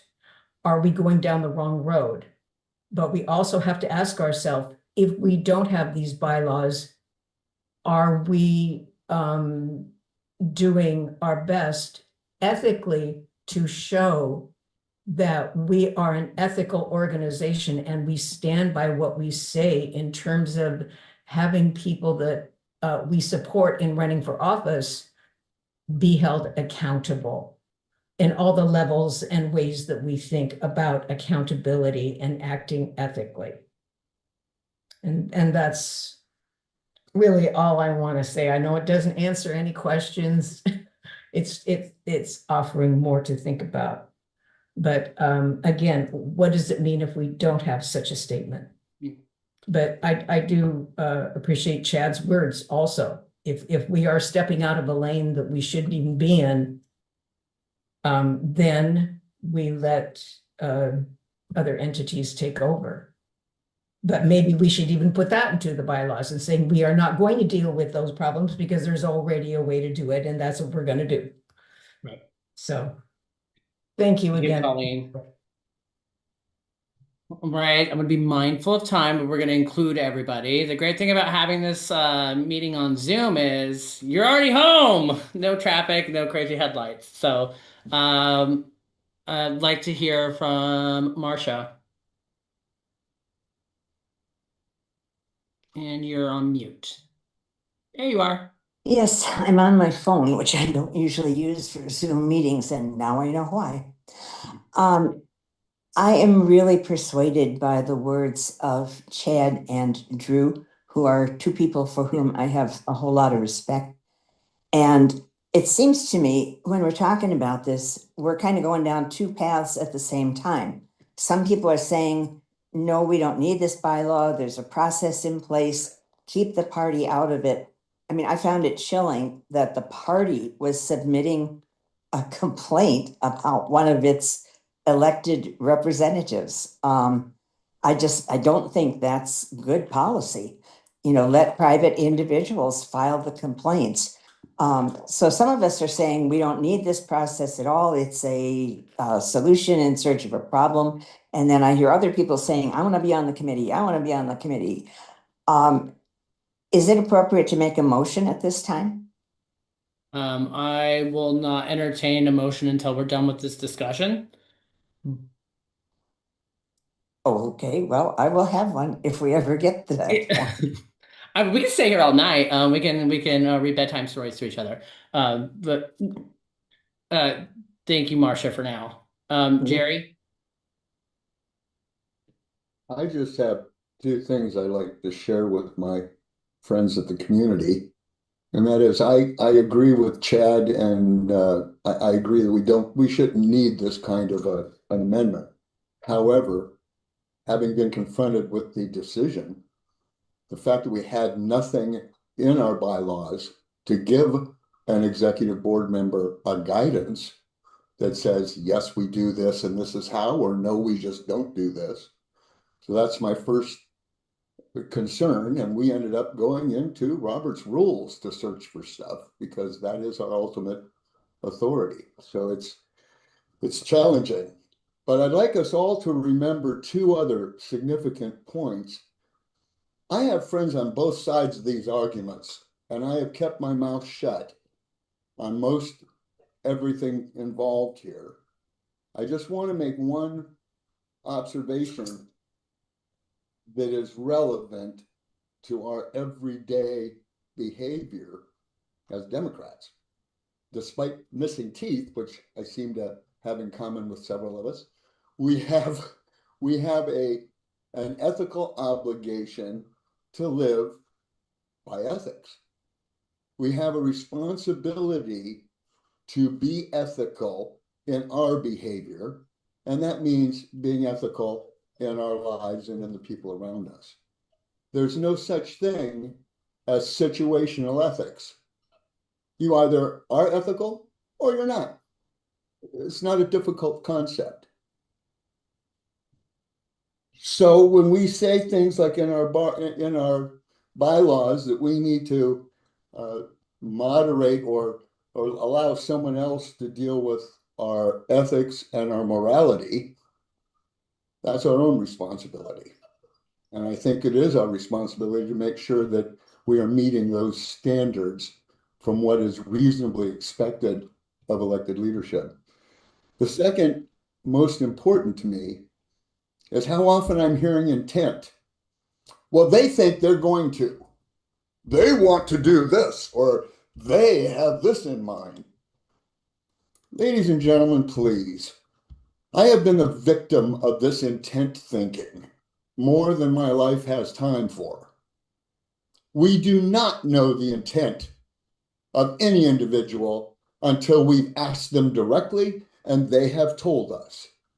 For anyone, especially those of us that are experienced in speaking in groups, to imply they know the intent of another individual and use that as their justification and to their argument, I'm sorry, you don't. So please, let's start talking to each other honestly instead of worrying about what we're going to gain or what's best for us. Let's think about what's best for our community as a whole, for the benefits, for the platform that we've all elected, that we all represent, that we all agreed on. Let's start agreeing. That's the best part. Let's just agree. Whatever we agree on, that's what we go by. But with nothing, there's nothing to agree on. That's my opinion. Thank you, Jerry. I hope you have a wonderful evening. Yeah, I want to kind of draw our attention back to that happy sunglass guy and the whatchamacallit guy. Are we going to leave this meeting as a healthy LD, or are we going to be an unhealthy LD? And part of that is recognizing that disagreement and does not equal dissent. And if we don't have a shared set of values, that we're not going to be able to have a disagreement like we're having now. I also, before I call on Representative Simmons, I also want to be able to say that I appreciate everyone's time and care to this. This has been a very bizarre process. I have not shared my opinions and my thoughts. I'm very disappointed in a lot of things that have been going on, but out of neutrality, I've put my thoughts on hold of this, and I feel like mainly because I don't want to sway people's opinions. I don't want to take this time to build a coalition of people. I think it is to think the way that I do, and I think that we set a precedent of if we're trying to manipulate public opinion prior to letting things go out, we have completely lied to ourselves from a month ago, which I'm going to send along the transcript of the exact transcript of everything that was said at the last meeting, because there were some things that were said that people have done differently publicly and documented that kind of calls into question about like we're saying one thing but we're not doing the other, and we need to agree healthy or unhealthy LD after this. And we don't have to rehash all these things again to say that I'm getting the last word, I'm right, I'm this, I feel this. Like we're sharing this space and we're gonna move forward from this. Jeff, we've already heard from you. And Tara, if you have something to add from today, I will entertain it. And you also owe me two pieces of emails. Yes, Yep. thank you. I guess I just wanted to say, like, I want to see our LD heal, and I don't think we could just move forward without actually addressing the issue and actually having that conversation. One of the issues is that the LD has been controlling all of the information flow. And so I want to know if I would love to respond to my constituents and actually address the allegations, like Drew said tonight. He sat on the LEB board for 2 years or more, and you know, we know what our ethics are and whether people agree or not. But see, people don't even know the context of my text messages with Daria, who I thought was my friend, you know, and I've never been able to give all of the information to my constituents in the 23rd LD yet, because I was only given a short amount of time last meeting and we have been online. And so I want to know if I send to you, Patrick, a time or 3 times and Zoom links, so my constituents can come and hear all of the facts behind both complaints. Will you please pass that on, because you have the email list? And the timing of these complaints and the way they were written is caused a lot during a very important time while I'm in session working for the people of the 23rd. They weren't written in a neutral and fair way. They had conclusionary words in there saying this is not the type of person we want serving our legislative district. I have worked with the PDC. I expect that one will be dismissed any day now. The Legislative Ethics Board takes a long time. And I have been through so much as the first formerly incarcerated legislator in our nation. No other legislator has people show up on their front yard with their mugshot on signs. No other legislator gets death threats to the point where the FBI has arrested people for that. I have also received harassment through ethics complaints, and I am trying to stay committed to my community. And this really upended me during a time where I am trying to stay focused on my constituents. I will say I'm very glad, because as of the last week, you know, Greg Nance and I have healed and he's endorsing me. Drew is here tonight. I love him. And he's explaining, even though we're in the middle of session, and labor and political organizations, and the speaker did a post today, and my colleagues are coming out to support me. And, you know, I've been able to turn it, and not just for me, but also get additional funding for our district, because everyone feels so bad for me in Olympia of the mental torture I have gone through because of the media articles, which then got the Republicans going, which then got Glenn Morgan making a 15-minute video and filing another PDC complaint against me. Like, Glenn Morgan is notorious for this. I mean, it stirred up so much hatred from the right. I literally got harassed walking into the Capitol on Monday from Rick Coos, who's running as a sheriff in our community. I mean, I have had so much extreme harassment that my colleagues have felt so bad that I've actually gotten extra projects funded for our district, which I'm really happy about because they're adding amendments. So anyway, I've tried my hardest to stay focused on the people and the needs of the district where I grew up. This is my community that I love very much. And I appreciate those who have come and supported me during this very difficult time when I'm being strung through the court of public opinion without any way to actually defend myself, because the 23rd LD and its e-board controls the information flow. And then the Republicans get that, and then they go with it. So I really just want to know is if I send you times where you will send out to the people, the membership, that they can come and hear from me, the context and the whole text string between Daria and I. And Tara, I'm going to stop you for 2 seconds. Will you do that? I'm not going to confirm that, but what I can commit to you right now is, what is that going to solve? I'm going to be straight up. We spent some time going through this. I have very strong opinions of how things have kind of elevated, and I feel like there are certain steps that have been taken to get everything situated. There have been e-board folks that have stepped out of line over emails to be able to then go feed misinformation while we were trying to figure things out. And there's a level of messiness that we're also entertaining whenever we do this. I am open to having a conversation with you of how to be able to do that. The one thing that I want us to consider is, if continuing this conversation and agreeing that keeping things off social media so we can rectify this, are we not allowing the bodies to do the things that we're doing? Because that is a complete contradiction to some of the statements that were in the last meeting. I recognize that this has been a very awful process for you and the public opinion, but I've also watched people steward and harass and be activated by comments that you have said. And I understand where that comes from. How could you not respond it that way? What I'm concerned about, and this is not me trying to gatekeep or try to manage or litigate, I don't know what that means.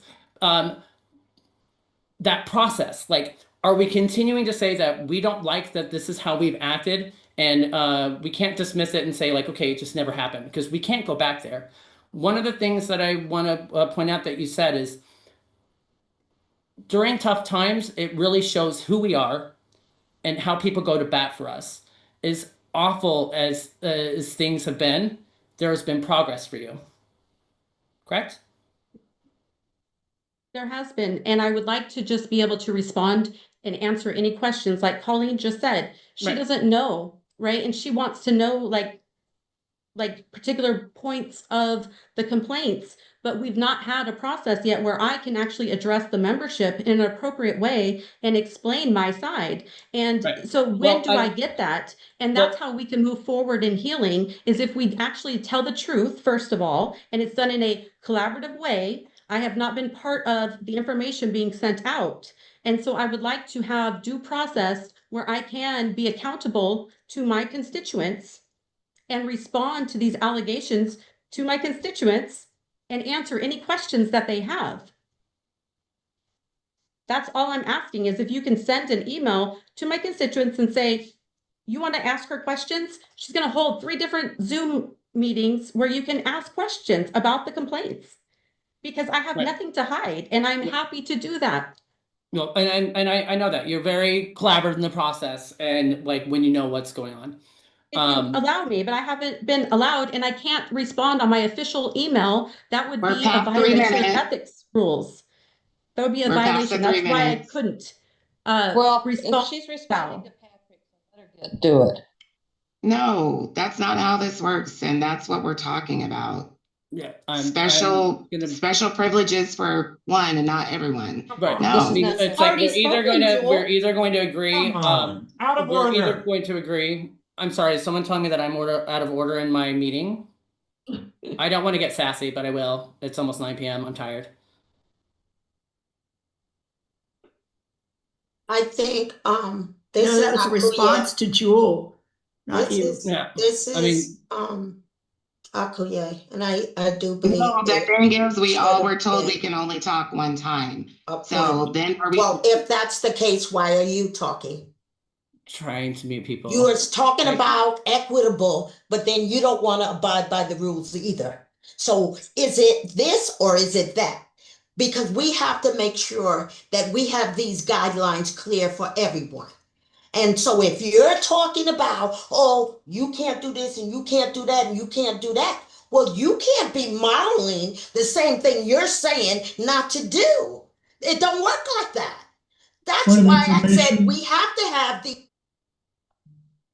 Please ask to address the chair. Not, we don't want a argument between two people in the meeting. Yeah, I'm trying to do things. This is not how we want to be able to end the meeting, but you've at a point of clarification. Is a motion in order yet, or are we finished with discussion? I feel like we've had a very healthy, very real, very transformative, very insightful, spirited sharing of ideas, thoughts, feelings, facts, and assumptions, which is what we do in these meetings. So I would like to move to good of the order, considering that we are. I'd like to make a motion to table. You want us to do this forever, Jeffrey? I just want to vote Which on is whether part of the tabling. Well, the tabling is just, if we want to save, if people don't want to do this stuff, then we shouldn't spend the extra effort doing it. So I just think it would say, it takes a vote, probably 10 minutes, I don't know. But I think it's worth taking a vote. Okay, so there's a It motion has on to the need floor a to second. table. There's a motion on the floor to table this discussion. Can I get a second? A point of order, what does tabling mean? It means that we wouldn't go ahead with writing of the amendment, of the bylaws amendment. We would just tank it.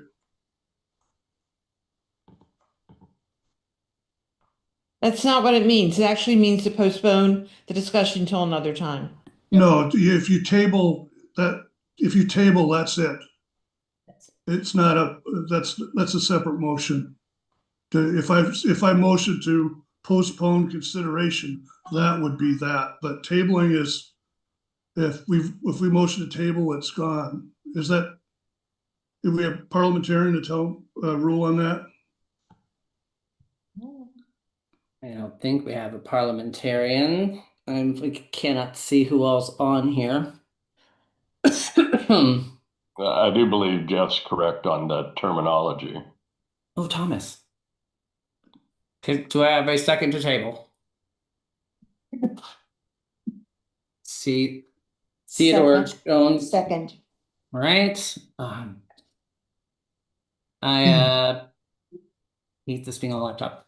So all those in favor to table? So you make sure that you use on the little thing, the little black bar at the bottom where it says raise hand.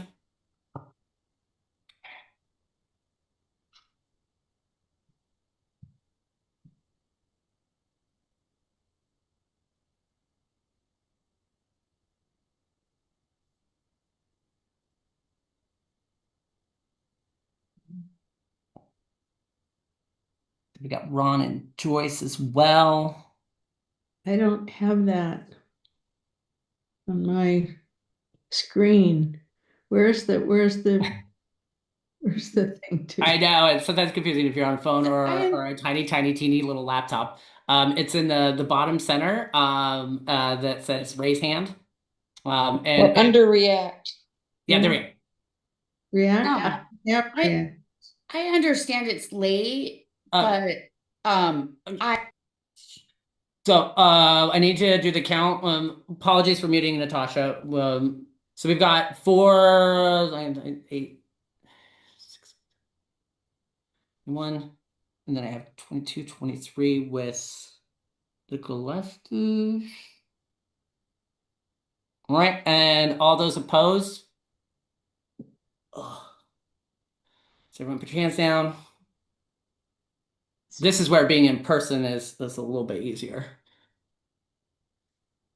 I'm opposed. It's clear. I was gonna say that Pam was up.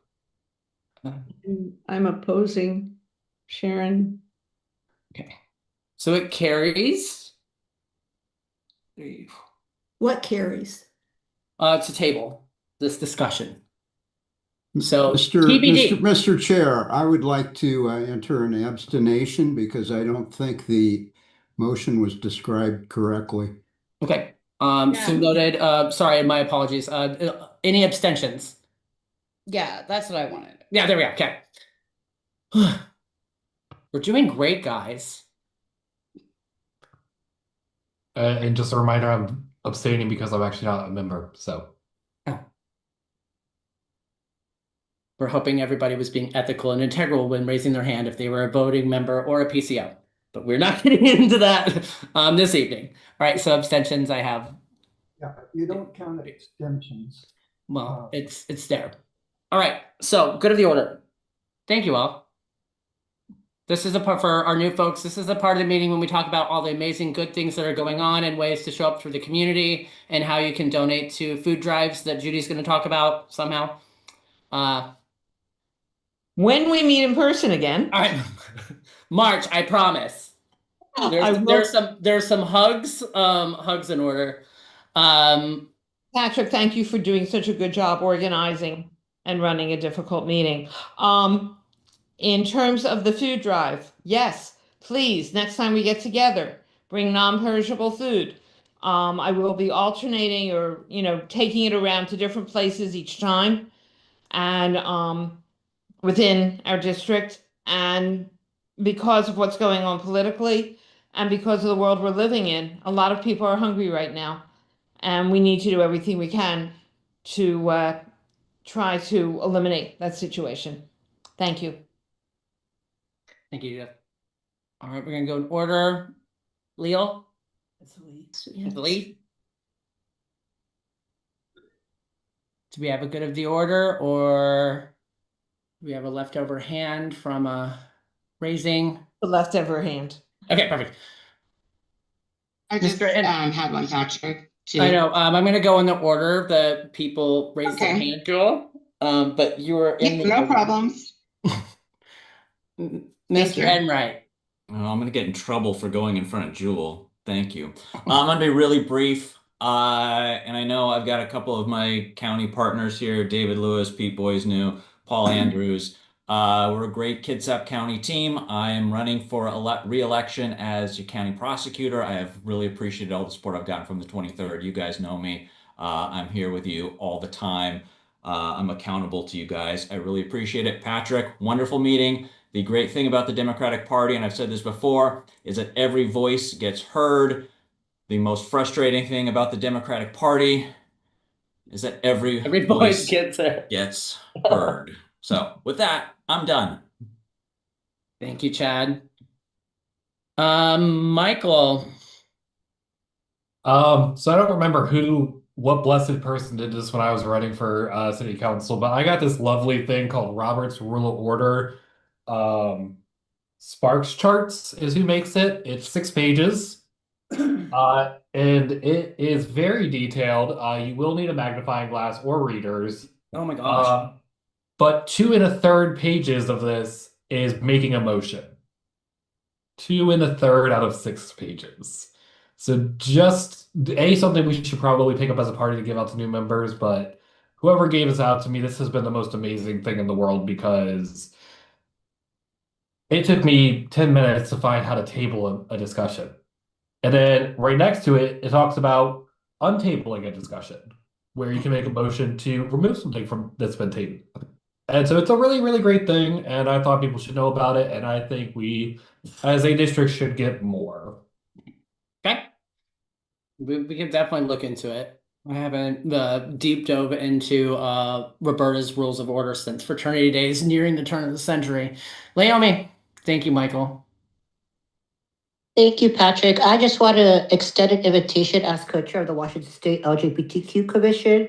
We're actually having our next in-person meeting in Seattle, which it's been about 4 years since we've had a meeting so close to Kitsap County. It's March 27th and 28th. You guys can also go on the lgbtq.wa.gov website to learn more information. But it'd be really, really nice to get to see some community members there and just sharing resources and collaborating with one another. Thank you. Thank you, Leomi. And just as you bring up some really important information, Colleen does a wonderful job on our newsletter for our new folks that are here and participating. Be on the lookout for our newsletter. And if you have anything you want to be able to add, you can send it to Comtech as well, and we can put it on social media. We want to make sure that for the folks that are watching our page for all the excitement, that they're also informed on ways to get involved, because that's super important. I don't know how Tom cut the line, so I'm going to skip him. And it's Black History Month, so we're going to do... What? Why are you skipping me?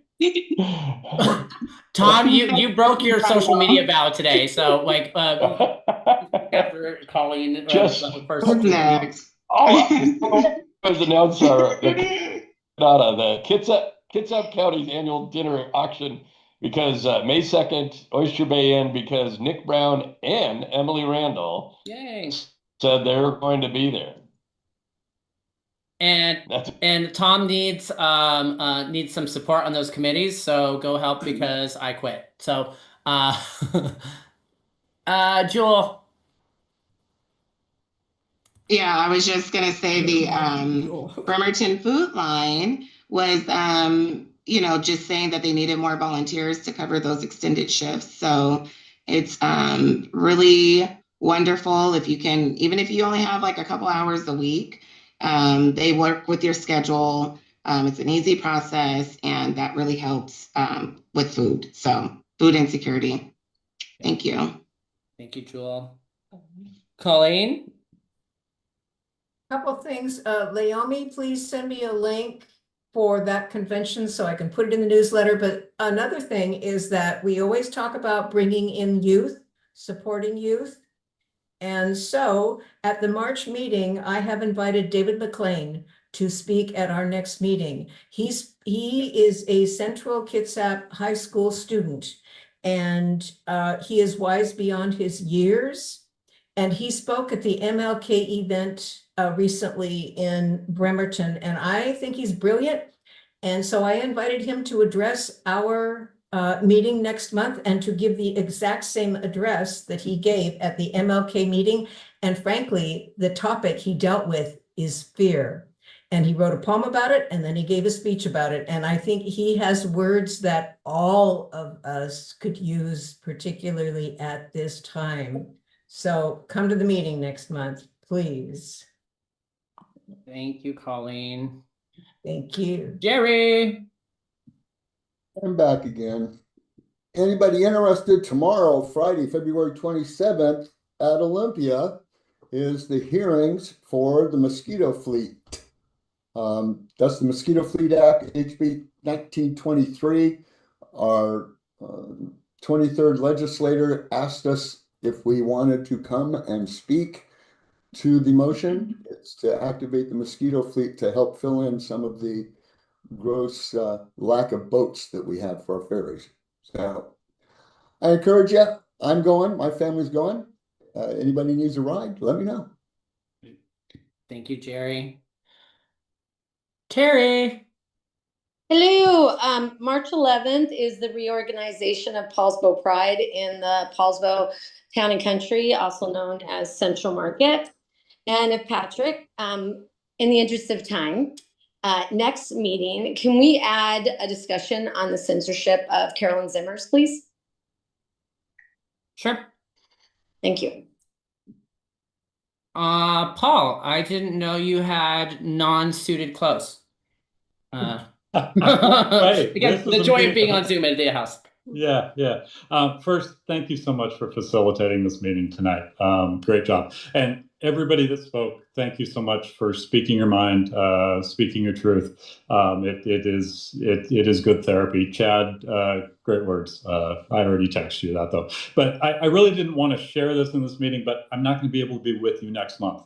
I've got some training back in New York, and with a 3-hour time difference, and we're already at 9 o'clock here now, I can't imagine what but at that time. But I am running for re-election, like Chad said. We've got a great team. We've got a great county. We all know that we're supporting each other. We're defending democracy. We're doing the right thing, and I want to continue doing that. I told you from the beginning that I was in for Kitsap, and that has never wavered. You know how to get a hold of me. I make myself and my office available, and I've taken on the responsibility of being that voice for so much that we all are talking about tonight. So I wanted to share this. Thank you so much for just being you, and I will see you in April. All of us, not just me. Thank you. And No, yes, it's 9 I do p.m. My have brain is shut off. I Thank do you, have Paul. suits also. So yeah, thank you. Dr. Z.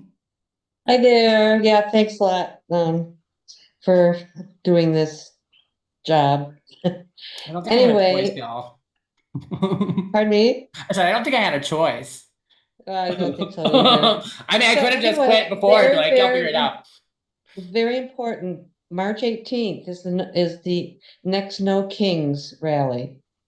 And Paulsville for All will be having their No Kings in Paulsville, starting at the waterfront from 10 to 12 on the 18th, March 18th. It's going to be huge. We expect over 4,000 people there. And then following up with Kingston Alliance for Democracy is having their No Kings rally in Kingston at the park by the ferry, and that's from 1 to 3. And and I also want to thank, and every Sunday at 11 a.m. we have a rally in Paulsville at the park with speakers, and I want to thank Tarra for showing up recently and honoring us with her presence and talking to her constituents. And so please, everybody, go to a No Kings rally on the 18th. We need to make that 3.5% mark and turn the tide. It's not a magic Carolyn, thing. is You have to keep engaged, but yeah.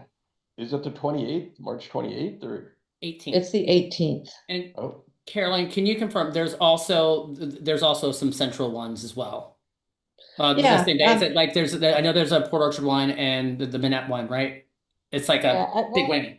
It's also in the newsletter. Perfect. Colleen, it's the 18th. The Right? Manette one's March the 18th. 4:30 to 5:30. Thought it was the 20. It's the 28th? 28th, yeah. Oh, sorry. Okay. I've had a week, so yeah. So the 28th, and please show up. Oh, Pam Keeler Yes, saying 28th. no, it's the 28th. Yes, it's the 28th. Thanks, Pam. So All we're right. gonna have some important speakers, so please show up. Yeah. And all those rallies are listed in the newsletter, so you can look there too if you didn't catch it here tonight. Thank you. Akuya.